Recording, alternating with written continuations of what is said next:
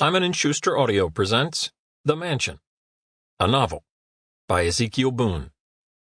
Read by George Newbern. Chapter 1. Let Old Acquaintances. More than anything, what Billy Stafford wanted to do right now was to smash Sean Eagle's smug little face in. Sean Eagle, former best friend and business partner. Sean Eagle, founder, visionary, and CEO of Eagle Technology. Sean Eagle, one of the 10 richest men in the world.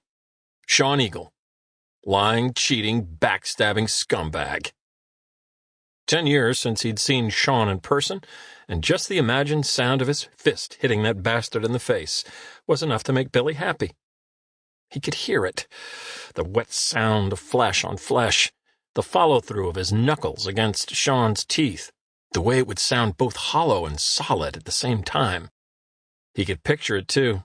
Sean's head snapping back and bouncing off the plate glass window, mashed lips and teeth jutting out at an odd angle, Sean crumpling to his back on the plush carpet, frothy bubbles of blood bursting out of the old kisser. Sean wouldn't be doing any kissing for a while after that. There wasn't anything Billy could think of that he wanted right now more than he wanted to cave in Sean's face. And he was trying to think of other things that he wanted more. Billy wanted to punch Sean more than he wanted to drink a frosted pint glass of Omegang Wit Belgian ale poured right from the tap. More than he wanted a bucket of a dozen younglings, the bottles of beer settling into the crushed ice.